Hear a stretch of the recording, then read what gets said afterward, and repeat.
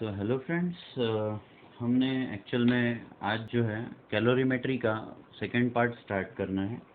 हमने पहले में इसके प्रीवियस लेक्चर में जो है वो कैलोरीमेट्री जो है वो थोड़ा सा पढ़ा था। एक फॉर्मूला हमने उसमें पढ़ा था, मैं उसको पहले तो थोड़ा रिवाइज भी कर लूँगा। I will write the heading again as calorimetry, है ना। और पुराने जो लेक्चर में हैं वो हमने फर्स्ट जो पार्ट देखा था वो था टू फाइंड, क्या हमने पता करा था, आपको याद ही होगा। To find specific heat of solid, specific heat of solid, है ना दोस्तों। तो इसको बिल्कुल हल्के से मैं रिवाइज कर रहा हूँ कि एक हमने यूटेंसिल लिया था जिसमें एक सब्सटेंस, ये सब्सटेंस का मास था आपका m1, है ना। इसका जो टेम्परेचर था वो T1। इस सब्सटेंस का को हमने कैलोरीमीटर मतलब एक कंटेनर लिया जो कि थर्मली इंसुलेटेड है, जिसका वाटर इक्विवेलेंट, इस कैलोरीमीटर का वाटर इक्विवेलेंट W है। इस वाटर का जो मास है वो m2 है और इसका जो टेम्परेचर है वो भी T2 है। थोड़ी देर बाद हमने इसको नीचे डाल दिया इस लिक्विड में, इस वाटर में, और क्या हुआ, इसका जो कंबाइंड टेम्परेचर है वो T हुआ। तो हमने यूज किया था heat lost is equal to heat gain. अच्छा, तो हीट लॉस किसने करी थी? इस ब्लॉक ने T1 से। देखो यहाँ पे मैं एक डायग्राम निकालता हूँ। T1 से ये टेम्परेचर फॉल होके T पे आया था जो इस ब्लॉक का था, और T2 जो टेम्परेचर था वो राइज होके T पे आया था। T2 was the temperature of block and the water and the calorimeter. So heat lost क्या था, मैं बिल्कुल फास्ट रिवीजन दे रहा हूँ। हीट लॉस्ट कैसे निकालते हैं दोस्तों? तो इसने, इस ब्लॉक ने हीट लॉस करी थी, वो थी m1 into specific heat capacity of this block C of material C, है ना। और इसका टेम्परेचर कहाँ से कहाँ गया, फॉल हुआ, तो T1 minus T is equal to heat loss. Heat gain किसने करी? इस वाटर ने और कैलोरीमीटर ने। तो हम इसको लिखेंगे m2 plus W into specific heat of water into temperature was T minus T2, है ना। और बस यहाँ से हमने C को फाइंड आउट कर लिया था दोस्तों। m2 plus W into C of water T minus T2 divided by m1 into T1 minus T. This is the quick revision of the last formula friends. एक बार आप इसको लगे तो देख लीजिए। और अब हम आते हैं यहाँ पर। तो फ्रेंड्स देखिए, यहाँ पर जो है अब हमें देखना है सेकंड जो इसका पोर्शन है वो है to find latent heat, latent heat of vaporization। So latent heat of vaporization के लिए देखिए क्या करेंगे हम, है ना। आपको विजिबिलिटी अभी ठीक है ना। तो सबसे पहले latent heat of vaporization निकालने का बिल्कुल बेसिक आइडिया देख लीजिए कि क्या करने वाले हैं। हम यहाँ पर एक कैलोरीमीटर लेंगे फ्रेंड्स। इस कैलोरीमीटर को ऑब्वियसली हम कोट करेंगे। मतलब कैलोरीमीटर क्या होता है, इंसुलेटेड होता है प्रॉपरली, इसमें से रेडिएशन से जो है हीट बाहर नहीं जानी चाहिए। और यहाँ पर हमने वाटर ले लिया। ये वाटर कितना लिया, कितने मास का लिया, ये भी हमें नोन होना चाहिए। और अब हम क्या करेंगे, इसमें से हम स्टीम को पास करेंगे। ये जो मैंने छोटे छोटे नागराज निकाले हैं, जो सांप निकाले हैं, है ना, ये है steam. We are passing the steam through this water, है ना। इससे क्या होगा, जब ये स्टीम जो है इस वाटर से पास होगी, ये बड़ा कॉशियसली आराम से सुनिए, जब ये स्टीम इस वाटर से पास होगी दोस्तों, तो ये वाटर जो है और कैलोरीमीटर जो है वो टेम्परेचर गेन करने लगेगा, हीटअप होने लगेगा। तो इसका, वाटर का और कैलोरीमीटर का टेम्परेचर बढ़ेगा, तो heat is gain by the water and the calorimeter. और स्टीम के साथ क्या होगा, देखो पुराने इसमें क्या होता था, इस वाले केस में जैसे ही हमने इस ब्लॉक को इसमें डुबा दिया तो होता क्या था फ्रेंड्स, कि सिर्फ इसमें हीट लॉस होती थी, है ना। The block used to lose the heat. But in this case दो चीज़ें होने वाली है। इस ब्लॉक के जगह पे हम वेपर्स डालने वाले हैं, वाटर के वेपर डालने वाले हैं। तो इसके साथ दो चीज़ें होगी। एक कि ये जो स्टीम है ये कंडेंस होने लगेगी, water vapour will get condensed into water, मतलब वो गैसियस से पहले तो लिक्विड में आएगा, पर उसका टेम्परेचर अभी जो है वो फॉल होना बाकी है। और फिर दूसरे स्टेज में जो है वो जो कंडेंस्ड वाटर है, जो स्टीम से जो कन्वर्ट होके वाटर बना है, ध्यान दीजिए, स्टीम जो कंडेंस होके जो वाटर बनी, उस वाटर का टेम्परेचर और कम होगा। पहले तो जो कंडेंस हुआ था उस वाटर का टेम्परेचर स्टीम के इक्विवेलेंट है, मतलब अभी तो सिर्फ क्या हुआ, प्रोसेस क्या हुई, स्टीम से मतलब गैसियस से लिक्विड में कन्वर्ट हुई। और अब वो लिक्विड का जो टेम्परेचर है अब वो फॉल होने लगेगा। लिक्विड का जो टेम्परेचर है वो क्या होने लगेगा दोस्तों, फॉल होने लगेगा, है ना। तो दो स्टेजेस है ना। मैं आपको फिर से समझाने वाला हूँ इन चीज़ों को, पर एक बेसिक स्टेज में बता दे रहा हूँ कि हीट लॉस और हीट गेन कैसे हो रहा है यहाँ पर। तो हम वही है कि नोटेशंस पहले लिख लेते हैं, सिम्बॉल्स पहले लिख लेते हैं। लेट, क्या क्या सिम्बॉल्स हैं हमारे पास, M1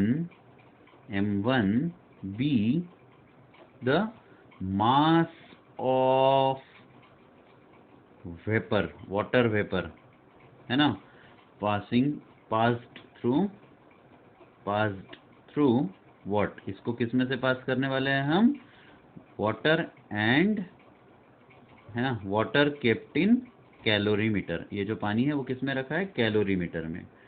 तो यहाँ पे M1 आपका पास क्लियर हो गया। तो M1 और T1 क्या है, T1 is temperature of water vapour, है कि नहीं दोस्तों। तो M2 is mass of water in calorimeter, जो पानी हमने कैलोरीमीटर में रखा है उसका, उस वाटर का मास। और फिर दूसरा जो है W जो है वो क्या है, water equivalent of calorimeter, calorimeter का वाटर इक्विवेलेंट। वाटर इक्विवेलेंट अगर कॉन्सेप्ट ना समझा हो तो आप कैलोरीमीटर से पहले वाला मतलब लेक्चर 4 आप जरूर देखिए इसका, वाटर इक्विवेलेंट ऑफ कैलोरीमीटर, है ना। तो फ्रेंड्स आप समझ पा रहे हो कि ये नोटेशंस हमने यूजुअल जो थे वही लेते, M1 क्या है, T1 क्या है, M2 W, और T2 क्या है, तो T2 इज इनिशियल, मतलब initial temperature of water and calorimeter. मतलब ये जो वाटर और कैलोरीमीटर जो है वो T2 टेम्परेचर पे था, ये जो है वो T2 टेम्परेचर पे था, ये जो वेपर है इसका टेम्परेचर T1 है, और बाद में जब ये इसमें से पास हो जाएगा तो इसका जो टेम्परेचर है वो कैपिटल T बनेगा। तो मैं कैपिटल T को भी डिफाइन कर देता हूँ।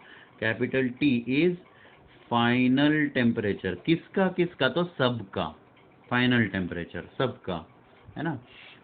जो भी कंडेंस होके पानी बनेगा, जो ओरिजिनल पानी था, कैलोरीमीटर था, सबका जो है वो इसका टेम्परेचर जो है वो फाइनली T बनने वाला है दोस्तों। तो ठीक है, इस प्रोसेस को हम आगे ले जाते हैं। तो देखिए क्या हो रहा है यहाँ पे, दो स्टेजेस है। हीट, पहले तो सबसे बेसिक फॉर्मूला क्या है फ्रेंड्स, हम ये जानते हैं कि heat lost by water vapour is equal to heat gain by water and calorimeter. Hopefully आप इसको बहुत अच्छे से रीड कर पा रहे हो। थोड़ा सा शैडो इफेक्ट आ रहा है आज के क्लास में, बट मैं कल से देखूंगा ऐसी अरेंजमेंट कि शैडो इफेक्ट ना आए, है ना। तो आज के लिए आप इस लेक्चर में वो शैडो इफेक्ट के साथ पढ़िए। तो heat lost by water vapour, मतलब जो लॉस्ट हीट है it is equal to heat gain. कौन लूज कर रहा है हीट को, तो वेपर लूज कर रहा है, और गेन कौन कर रहा है, पानी और कैलोरीमीटर। तो दोस्तों चलो एक एक स्टेप लेते हैं। सबसे पहले हम हीट गेन को कैलकुलेट करते हैं। तो हीट गेन बाय पाए छोड़ देते हैं यार, बड़ा लंबा लिखना पड़ता है। बस हीट गेन किसने किया अब आप जान चुके हो। अच्छा, हीट गेन करी तो क्या हुआ है पानी और कैलोरीमीटर के साथ। तो दोस्तों मैं आपको अब जो बताने जा रहा हूँ बिल्कुल अच्छे से सुनिए। कोई भी सब्सटेंस में जब हम एडिशनली बाहर से हीट देते हैं तो दो तरीके से ये हीट यूज हो सकती है। आप जब भी सोचोगे, जब इस ऐसे कैलोरीमीटर के जो क्वेश्चन है उनके बारे में सोचोगे, तो ये सोचिएगा कि दो तरीके से जो गिवन हीट है वो यूज हो सकती है। कौन से दो तरीके हैं? तो पहला तरीका है कि उस सब्सटेंस का टेम्परेचर बढ़े, टेम्परेचर बढ़े। और दूसरा तरीका है कि उस सब्सटेंस का स्टेट का कन्वर्जन हो। मतलब हो सकता है कि वो सॉलिड से लिक्विड में गया, लिक्विड से गैशियस में गया। अगर स्टेट कन्वर्जन हो रहा है तो टेम्परेचर उस वक्त इंक्रीज नहीं होता, और अगर स्टेट कन्वर्जन नहीं हो रहा है गिवन हीट से तो उसमें टेम्परेचर का राइज होगा। तो जो हमने एडिशनली हीट दी, बाहर से उस सब्सटेंस को हीट दी, वो हीट दो तरीके से यूज हो सकती है। तो यहाँ पर हमें जानना है कि जो हमने, देखिए मैं यहाँ पे एक डायग्राम फिर से बना रहा हूँ दोस्तों, है ना। तो जस्ट अ सेकेंड, चलो ठीक है। यहाँ पे डायग्राम जो मैं बना रहा हूँ इसके बारे में सोचिए कि हमने क्या करा था। ये जो कैलोरीमीटर था, इस कैलोरीमीटर में जो पानी था, उस पानी में हमने वेपर पास करी थी। तो ये जो वेपर का टेम्परेचर जो है वो T1 ज़्यादा था, किससे? तो initial temperature of water and calorimeter से। तो जब ये वेपर पास हुई, ये पानी ने इस वेपर से हीट एब्जॉर्ब करी। तो बाहर से हीट कहाँ से मिली? वेपर से। ज़्यादा गर्म है पानी की स्टीम, स्टीम है ना, बहुत गर्म होती है ना। और ये जो स्टीम की जो हीट है ये पानी ने ले ली और कैलोरीमीटर ने एब्जॉर्ब कर ली दोस्तों। तो हीट गेन करी, कहाँ से करी? स्टीम से करी। तो कैसे, कितनी हुई? हमारे पास वही है m2 into specific heat of water को मैं CW लिखता हूं, और टेम्परेचर का देखिएगा कि टेम्परेचर जो T1 था स्टीम का वो फॉल होके T पे पहुंचा, और T2 जो वाटर का और कैलोरीमीटर का था वो राइज होके T पे पहुंचा। तो राइज हुआ तो ज़्यादा बड़ा कौन है? T, और छोटा कौन है? T2। तो सब्सट्रैक्ट T में से T2 को आप करोगे। पर क्या सिर्फ पानी में ही ऐसा हुआ? नहीं, हमारे कैलोरीमीटर ने भी टेम्परेचर चेंज किया है। तो इसको हम वाटर इक्विवेलेंट के साथ पढ़ेंगे, W into C of W into T minus T2। वही हमारी पुरानी टेक्निक, T माइनस T2।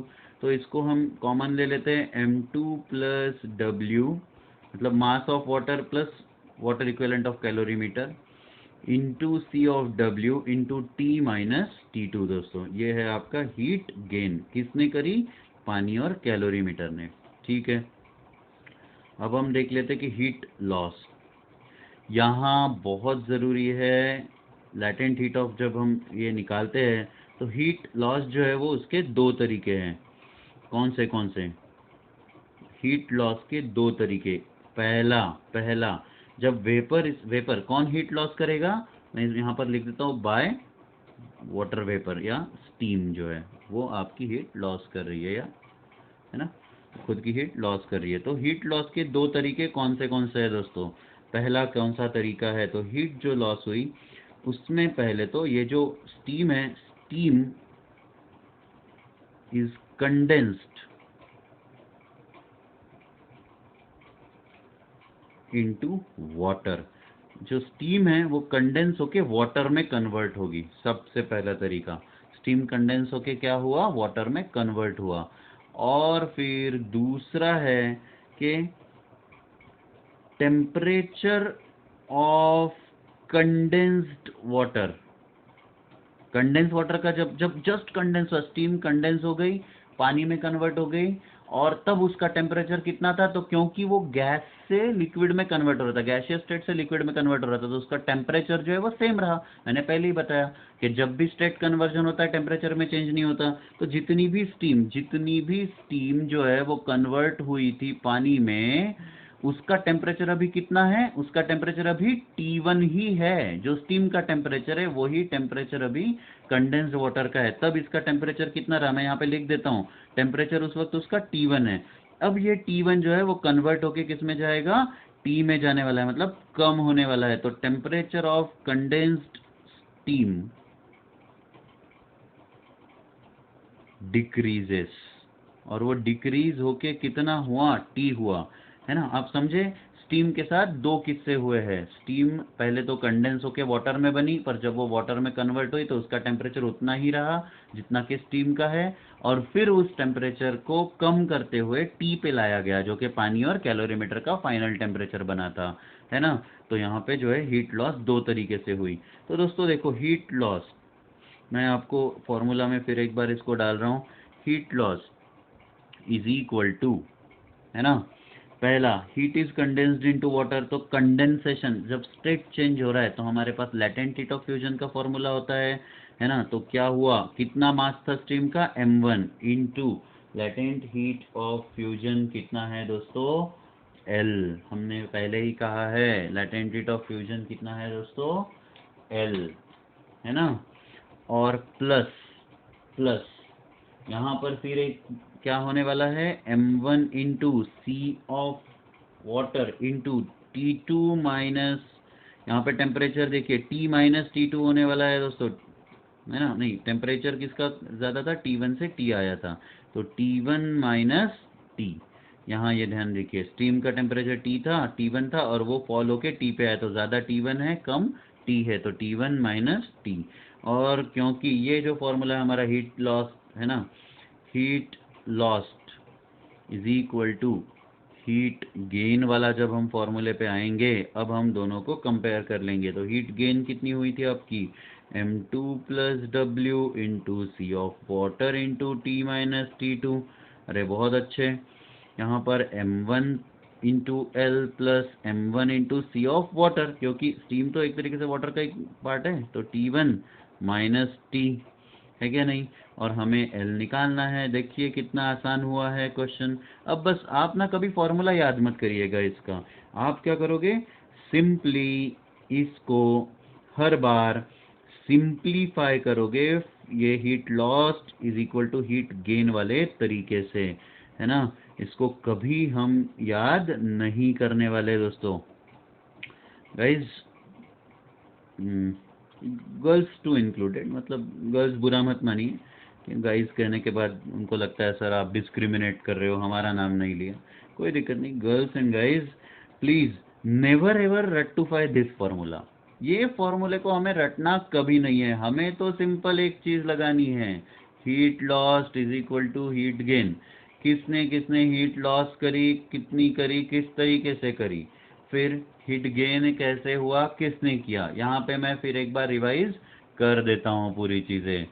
तो लेटेंट हीट ऑफ फ्यूजन कैसे निकालने वाले हैं हम, एक कैलोरीमीटर जिसका वाटर इक्विवेलेंट W है, उसमें पानी लिया और पानी का मास है आपका m2 यहाँ पर, है ना। और इसमें से स्टीम को पास करा हमने एकदम गर्म वाली, और उसका टेम्परेचर जो है वो T1 था, और कितने मास का स्टीम पास किया, m1। तो स्टीम ने जो है कुछ हीट लॉस करी, जो कि वाटर ने और कैलोरीमीटर ने गेन करी। तो हीट गेन कितना हुआ, पहले तो वाटर ने किया, तो m2 mass of water into specific heat of water into change in the temperature. Change कैसे निकाला, पहले वाटर का टेम्परेचर T2 था, फिर वो राइज होके T1 हुआ, तो T minus T2 plus calorimeter का भी, तो water equivalent of calorimeter into specific heat of water into T minus T2 दोस्तों, सेम चीज़। ठीक है, हीट गेन हो गया। अब हीट लॉस देखेंगे, तो हीट लॉस में क्या हुआ था, हीट लॉस में दो तरीके से हीट लॉस हुई थी। एक कि स्टीम कंडेंस होके वाटर में कन्वर्ट हुई, पर कंडेंस होते वक्त उसमें टेम्परेचर का कोई चेंज नहीं आया, तो T1 ही रहा। और फिर वो जो कंडेंस्ड वाटर है उसका टेम्परेचर जो है वो T हो गया, मतलब फॉल इन टेम्परेचर। तो change in temperature is T1 minus T। तो heat loss is m1 into L plus m1 into C of water into T1 minus T। और फिर इन दोनों को कंपेयर करके हमने latent heat of fusion find out करा है। So guys, you get this, एकदम क्लियर है ये आपको, ये आप अच्छे से नोट डाउन कर लीजिएगा। और फिर अब हम कुछ बेसिक न्यूमेरिकल्स की तरफ आगे बढ़ेंगे, क्योंकि ये टॉपिक में अगर हम अभी के अभी न्यूमेरिकल्स नहीं देखते तो आपको बड़ा डिफ़िकल्ट होने लगेगा कि भाई इनको कैसे अप्लाई करें। चलो स्टार्ट कर देते हैं। वही हमारा पुराना तरीका, बड़ा ट्रेडिशनल तरीके से पढ़ा रहा हूँ मैं कि प्रॉब्लम्स लिखेंगे, उस प्रॉब्लम को लिखने के बाद हम क्या करने वाले हैं दोस्तों, उसको सॉल्व करने वाले हैं। तो ये एक अलग सा प्रॉब्लम है अभी जो आपने पढ़ा उससे। चलो एक सिंपल सा प्रॉब्लम पहले मैं लेता हूँ, फिर अलग वाला प्रॉब्लम लूँगा। नहीं तो आप बोलोगे सर पहले पहले नया नया कैलोरीमीटर हमने पढ़ा और आपने पेल दिया है कुछ डिफ़िकल्ट सा अजीब सा प्रॉब्लम। तो ऐसा नहीं करते। और इसको चलो देखते हैं कि पहला problem,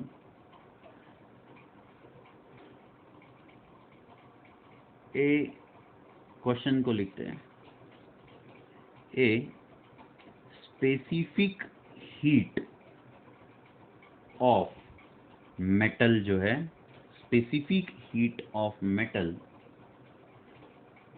0.16 kilogram block at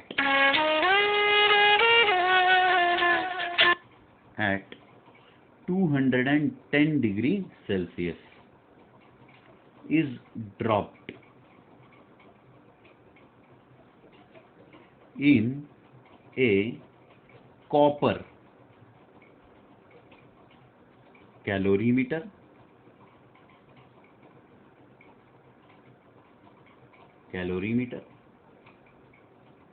of water equivalent. ये देखिएगा ऑफ वाटर, तो कैलोरीमीटर का वाटर इक्विवेलेंट मोस्टली जो है वो गिवन होता है, बहुत सभी क्वेश्चंस में मोस्टली तो गिवन होता है, अनटिल अनलेस वो आपको पता करने के लिए ना बोला जाए। दैट इज 0.03 किलोग्राम कंटेनिंग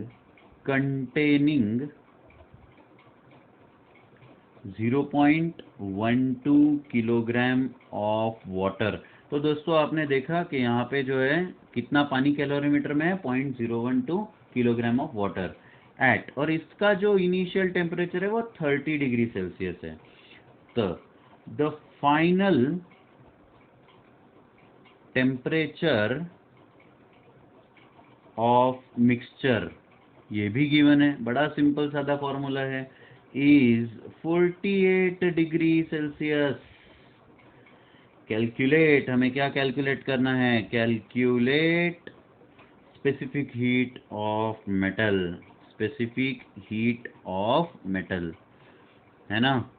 तो होपफुली आपने क्वेश्चन अच्छे से लिख लिया। पढ़ लेते हैं एक बार, अब समझने की कोशिश करते हैं। Specific heat of metal 0.16 of 0.16 kilogram block at 210 degree Celsius is dropped in A copper calorimeter. चलो मैं आपको डायग्रामेटिकली समझाता हूँ फ्रेंड्स। ये हमारा कैलोरीमीटर, अरे बहुत अच्छी बात। इस कैलोरीमीटर है तो ऑब्वियसली वो थर्मली इंसुलेटेड है। इसमें हमने कुछ पानी भर दिया, अरे बहुत अच्छा किया। अच्छा, इस कैलोरीमीटर और पानी का जो टेम्परेचर है वो इनिशियल टेम्परेचर कितना है, इनिशियली इनका जो टेम्परेचर है हम वो भी पढ़ लेंगे। यहाँ पे एक कॉपर का ब्लॉक है दोस्तों, कॉपर का ब्लॉक नहीं, कॉपर का ही है ना, ऐसे मेटल का है, कोई मेटल का है ना, कैलोरीमीटर कॉपर का है।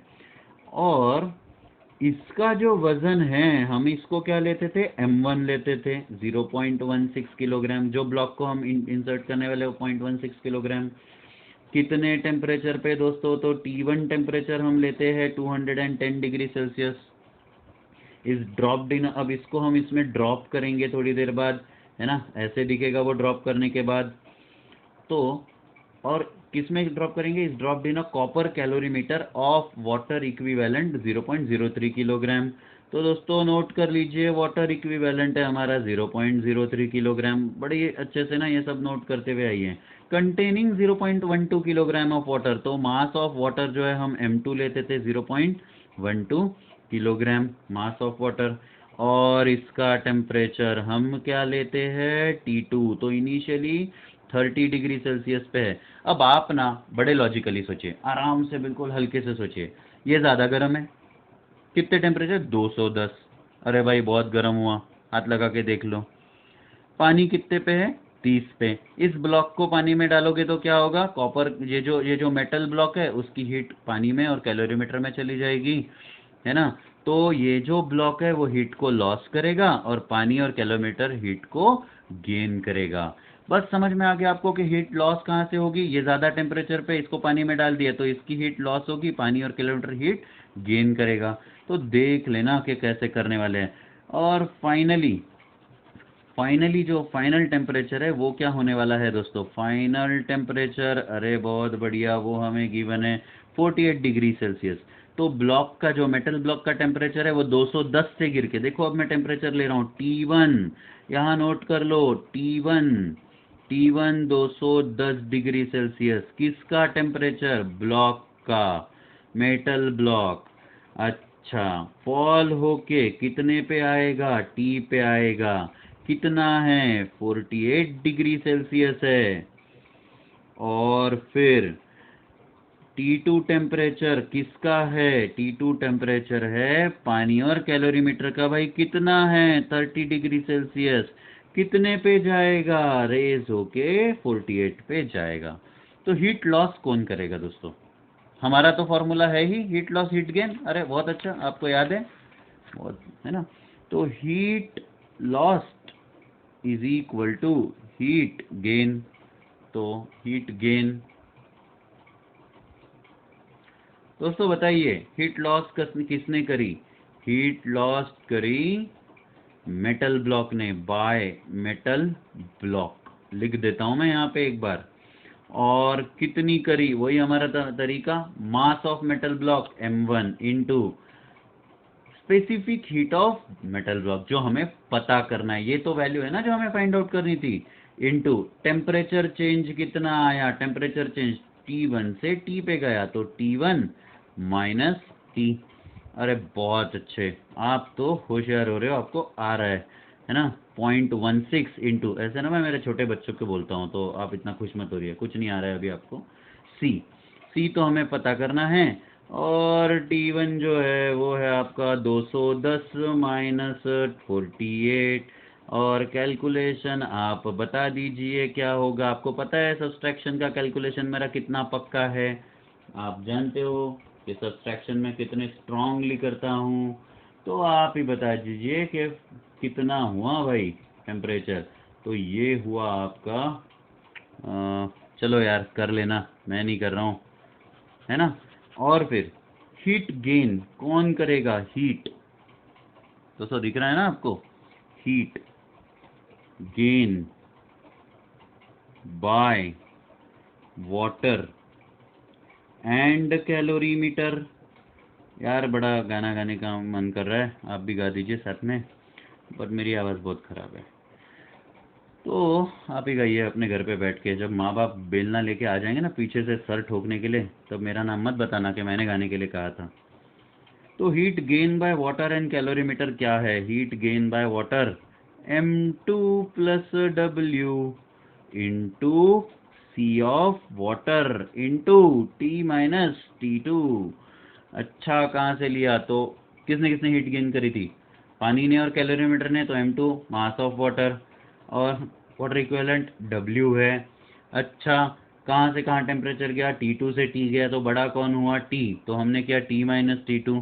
अरे भाई क्या हम वैल्यू रख सकते हैं, हाँ बड़े खुशी से रख सकते हो, 0.12 प्लस W कितना है 0.03 है, into heat calorific specific heat of water 1 होता है, बड़ा ट्रेडिशनल है।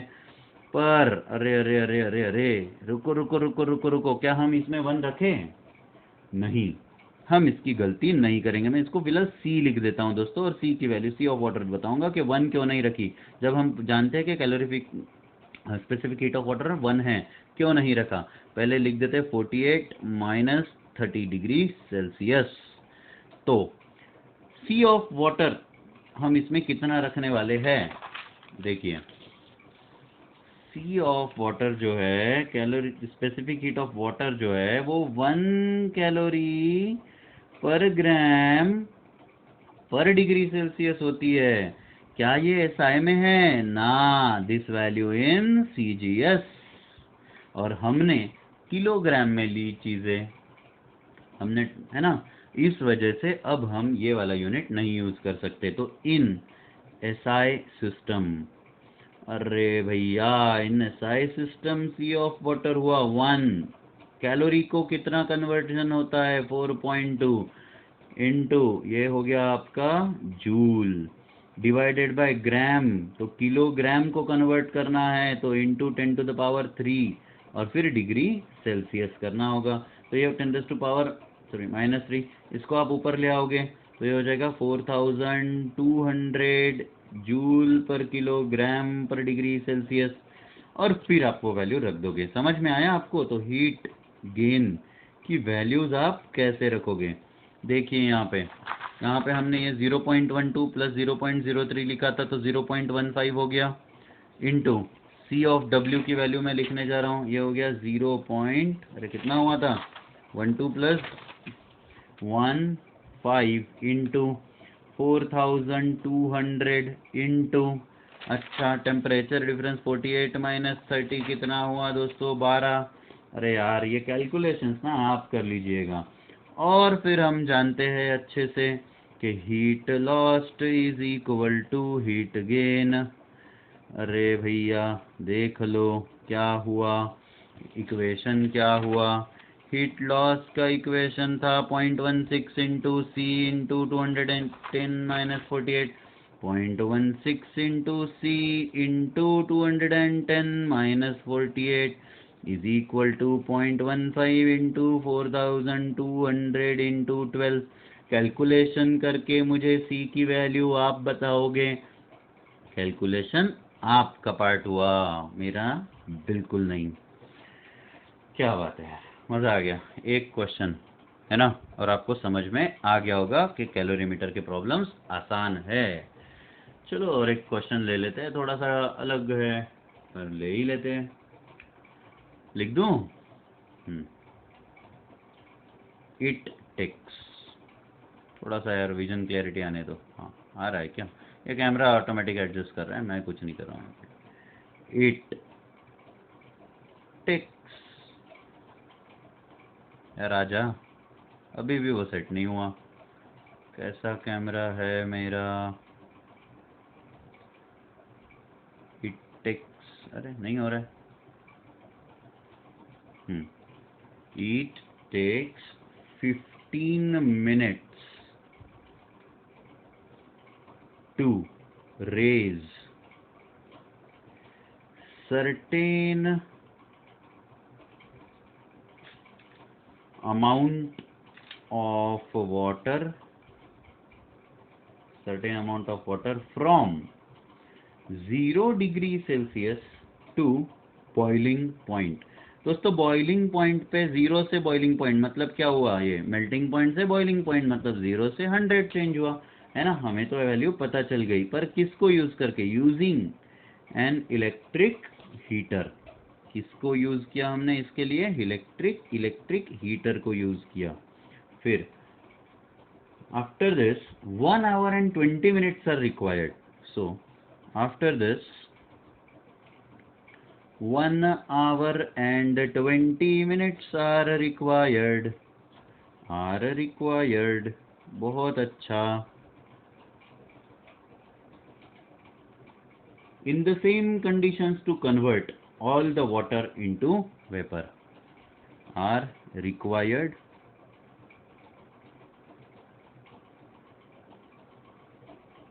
to convert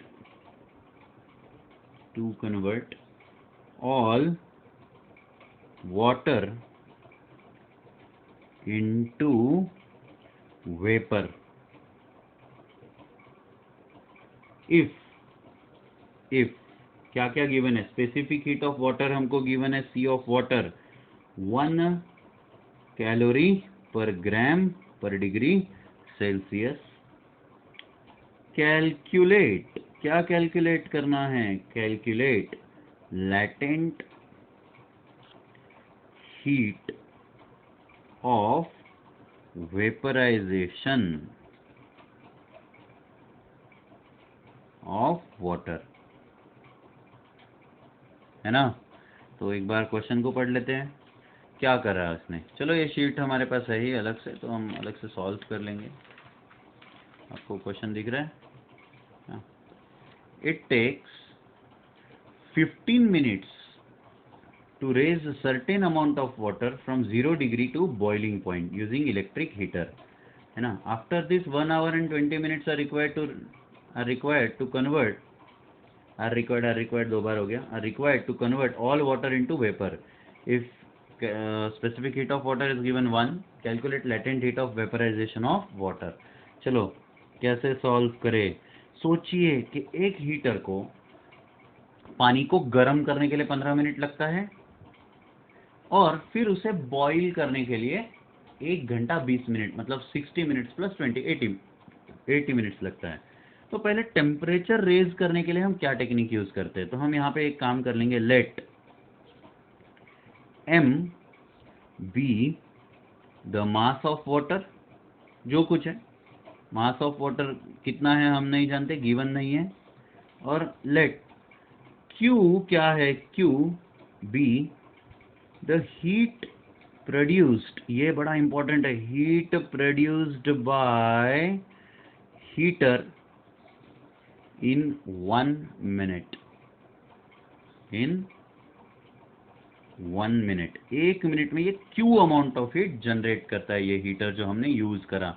Q मैंने ये लिखा, तो देखिए फिर एक बार पढ़ रहा हूँ, पढ़ने से पता चलेगा। It takes 15 minutes to raise certain amount of water from 0 to boiling point, है ना।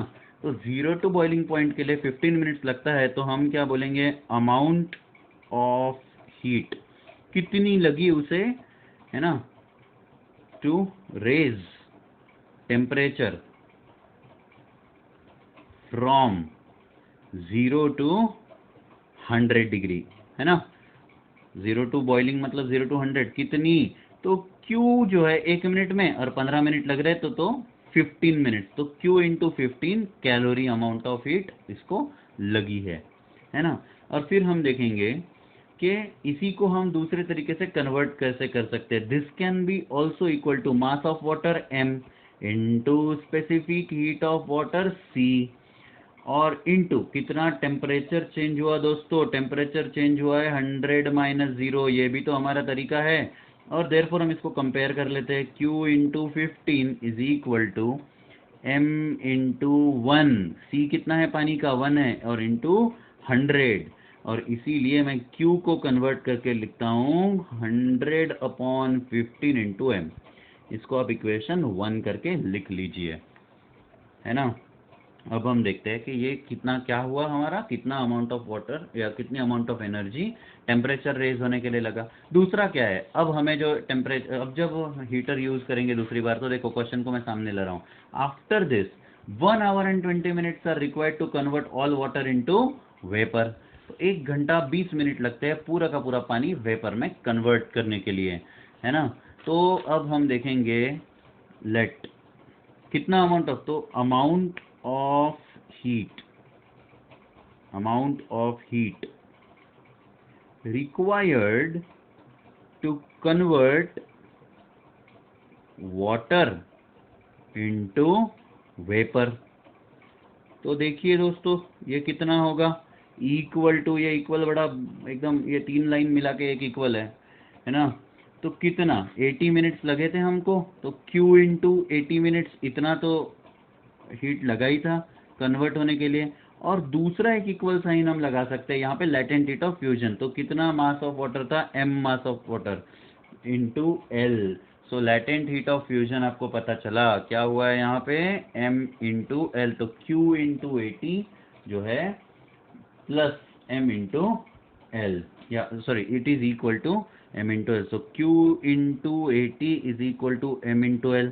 क्या Q को हम इक्वेशन 1 से लिख दें कन्वर्ट करके, फ्रॉम इक्वेशन 1, देखो बहुत पास आ चुके हैं हम क्वेश्चन सॉल्व करने के। Q क्या है आपका 100 upon 15 into M into 80 is equal to M into L।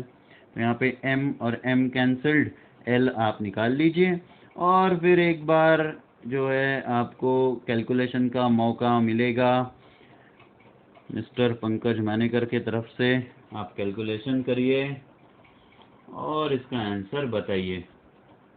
आपके लिए छोड़ रहा हूँ मैं इसको आंसर कैलोरी पर ग्राम में आने वाला है, आप ही निकाल के बता दीजिएगा। ये हो गए आपके कुछ प्रैक्टिस क्वेश्चन फ्रेंड्स। एक और क्वेश्चन मुझे लेना था बट मैं उसको आपको होमवर्क में देना चाहूँगा, आपको असाइनमेंट में मिलेगा, और जब आपको वो क्वेश्चन नहीं आए तो मैं आपको फिर उसका वीडियो सोल्यूशन भेज दूंगा, अगर नहीं आता है तो। नहीं, रिटर्न सोल्यूशन भेजूंगा। मैंने आपको कहा था, रोज़ मैं आपको कह रहा हूँ कि मुझे आप अपने फीडबैक ज़रूर बताइए कि आपको लेक्चर्स कैसे लग रहे हैं, आपको सही से समझ में आ रहा है नहीं आ रहा है। मुझे अभी तक कोई फीडबैक नहीं आया है, आप ज़रूर इस पर फीडबैक भेजिए, अच्छा लगे तो अच्छा, बुरा लगे तो बुरा, जो कुछ है, और मुझे जानने दीजिए कि आप इस लेक्चर्स के बारे में क्या सोच रहे हो। Thank you very much friends. और जल्दी मैं एक लाइव सेशन आपके लिए लेने वाला हूँ, तो लाइव सेशन